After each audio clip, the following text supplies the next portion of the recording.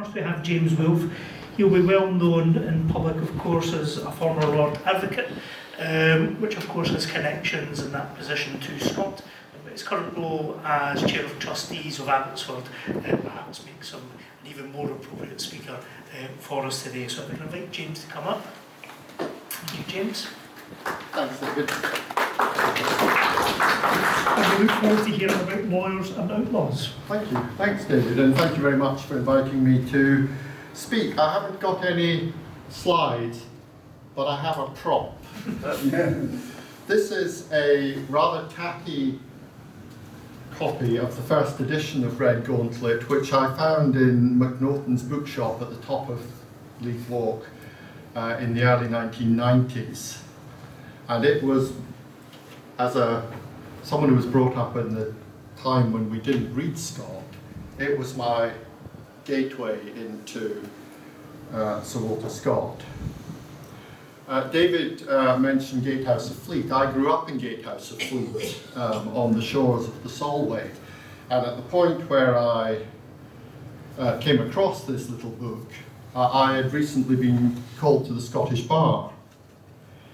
And since Redgauntlet is, of course, the story of a young advocate who has adventures in southwest Scotland with the solipsism of youth, I thought it was my story. It was all about me. And naturally I was drawn to Alan Fairford and to the descriptions of Parliament House, which was my professional home. And I could not help but identify at that time with Alan and all that he represented. I was also drawn, of course, to the descriptions of the Solway. The gentleman at the back mentioned the depictions of the tidal sands of the Solway. I grew up with my mother's warning about a little boy who had died when he was caught in the sands by the incoming Solway tide. So when I read Redgauntlet, I felt Darcy's fear as the pools of salt water grew deeper and deeper around him, and his relief when he was scooped up to safety by Redgauntlet. And in fact, as children, we went down to the stake nets on the sands of the Solway to buy salmon live from those nets just like the nets of Joshua Geddes, the destruction of which is one of the powerful depictions of disorder that we find in Redgauntlet. And I was also drawn, of course, to the echoes of Galloway history, a history of Covenanters and smugglers and Jacobite lairds. David took us to Twynham graveyard, to the tomb of Wandering Willie. Well, in my own parish of Anworth, 2 parishes west of Twynham, there's a monument to a Covenanter who was slaughtered by Bloody Greer of Lag, a man who was said to have been in league with the devil, who kept a pet monkey called Major Weir, a monkey which after his death was said to haunt Greer's house in Dumfries, and whose story, of course, relayed to Scott by Joseph Train, whose portrait David showed us, was the genesis for Wandering Willie's tale. I'm thinking of Anworth Parish. Robert Carson, a minister of Anworth, was charged before the General Assembly in 1765 for participating in the smuggling trade, which, as David pointed out, was endemic in that part of the world. In fact, a ruined inn on Argall Island in Fleet Bay had subterranean passages for storing contraband. So, when I read Redgauntlet, I could picture Tom Trumbull of Annan, psalm book in hand, and an underground labyrinth of barrels and puncheons through which he led Alan to meet Nancy Ewart. And as I was growing up in Galloway, I knew the Maxwells and the Herries and their kin, who were and are still local notables in that part of the world. The heirs of Lord Liddesdale, a Jacobite who in 1715 escaped from the Tower of London dressed as a woman, just as when I read Redgauntlet I found Darcy disguised as a woman. Disguise, Penny talked about espionage, so disguise in Redgauntlet. David, when you introduced the colloquium, you said that you hoped that we had all reread Redgauntlet recently and perhaps found something new in it. I, of course, have done just that, and there were two things that struck me rereading the book again, I have to confess, after quite a long period. The first was the humour. Read Alan's discussion with his father early on in the book, or read the description of his preparation for his first meeting with Greenmantle. I found myself laughing out loud in a way that I had not expected when I came back to the book. And the other thing that struck me as I read it again was how full the book is, on the one hand, of lawyers, and on the other hand, of outlaws. And indeed, of people who have crossed or cross from one group to the other. And I was struck how the characterization of those two groups embodies, perhaps, the broader theme, or one of the broader themes of the novel, the contrast between the realistic, unromantic, modern, Hanoverian, Whiggish world, the ordered world where peace and prosperity is underpinned by the law, and on the other hand, a world of danger, excitement, anachronism, romance. It's often said that Alan and Darcy are two sides of Scott's character, two sides of his own conception of himself. It's the autobiographical part that David mentioned. And perhaps they also represent two aspects of the society in which Scott was living, that Hanoverian Whiggish society which still had a nostalgic hankering for what's been, and which is on the romantic period. But it struck me that those two groups, thinking about these two groups of characters, the lawyers and the outlaws, illuminates those two, as it were, that same theme. Of course, the lawyers, quintessentially, we have right at the heart of the story. We have Alan, the young advocate. We have his father, who's a portrayal of Scott's own father. We have the picture of the Court of Session and the legal community within which Alan and his father worked. Incidentally, there is one portrait I'm aware of Scott in a gown but not in a wig. It's on the walls of Parliament House, and although it's not a contemporary portrait, it shows Scott in consultation with clients in the Great Hall of Parliament House. So we've got that Edinburgh legal world portrayed in Redgauntlet. But we also have other, perhaps less flattering pictures of the law. There was reference earlier to the debatable lands, to the borderlands, where which provide scope for not only for cross-border livestock traffic, but of course the smuggling that was so much part of the time and part of the of Redgauntlet.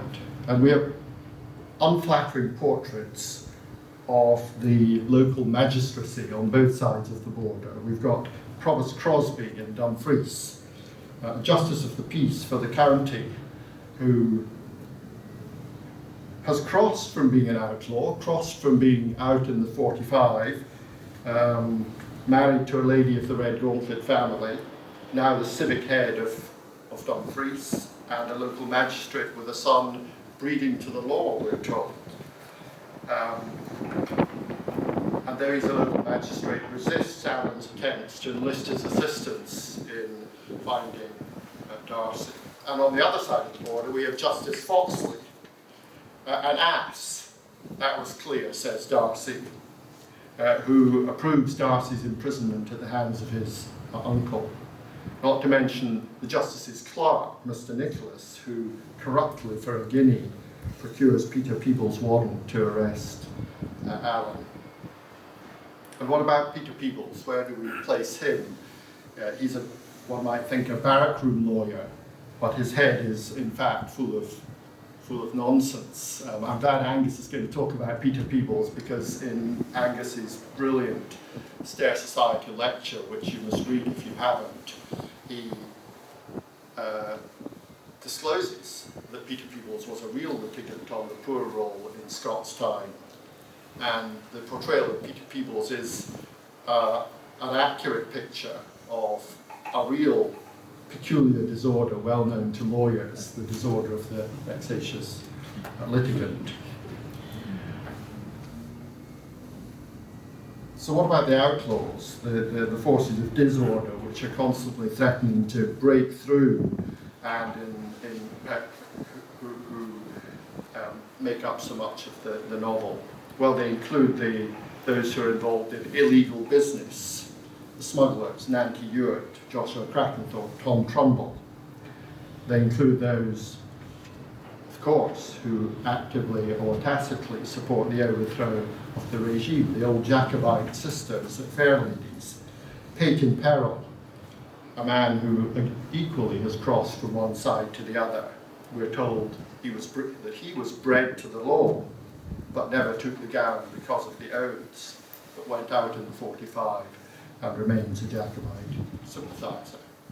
And, of course, the great outlaw, Charles Edward Stewart himself, pretender. But, of all the outlaws, it's Redgauntlet who, in the most determined way, has placed himself beyond the law, who rejects both the regime and the ordered society underpinned by law, which it represents. Attainted without remission, the prime mover in a conspiracy, so dedicated to the cause that he'll indulge in kidnap, imprisonment, who cares neither for law nor persons nor property if they stand in the way of his own objectives. So we have the lawyers and we have the forces of disorder in the outlaws. And then there are some interesting characters who I'm not quite sure where they fit in that antinomy. Joshua Geddes, on the one hand, his house and his garden are the epitome of good order, respectability, peace, prosperity. And yet, as old Fairford points out, as a Quaker, he owned neither priest nor king nor civil magistrate, nor the fabric of the law, and will not depone, be the loss to the lieges what it may. So in his own way, Joshua is outside the law, even as he depends on the ordered society which the law underpins to live the life he lives. And finally, Darcy Latimer, a law student, but one who turns his back resolutely on the legal profession. Not like Peyton Perrell for reasons of principle, but because of his ambition for adventure and romance, for the product of his teeming fancy pregnant with peril. Ultimately a man who is determined to effect his escape from the captivity. Take that as a sign of disapproval. I've obviously got this completely wrong, and there's something else, the book is about something else entirely. So Darcy, somebody who's determined to escape the fate, not only the fate of the legal profession to which he was initially trained, but the fate to which family tradition destined him. A contrast to Allen, who's a child of the law, who willingly accepts the path before him, and who, in a way that I certainly appreciate, speaks of the civic courage and contrasts it favourably with the more ephemeral courage that Darcy shows. So, forces of law, forces of disorder, lawyers and outlaws, and in the end, the two are reconciled. The bonds of outlawry are loosed and dispelled when General Campbell tells the Jacobite conspirators that the king himself has directed that they are free to go whither they wish. The last remnant, except for Redgauntlet and the prince and the two old ladies, make their peace with the regime, and even Redgauntlet, as he leaves for France, expresses gladness that he had not succeeded in converting Darcy to the cause. And General Campbell is able to say, at the end of the novel, that it is now all over, and Jacobite will henceforward be no longer a party name. Thank you very much.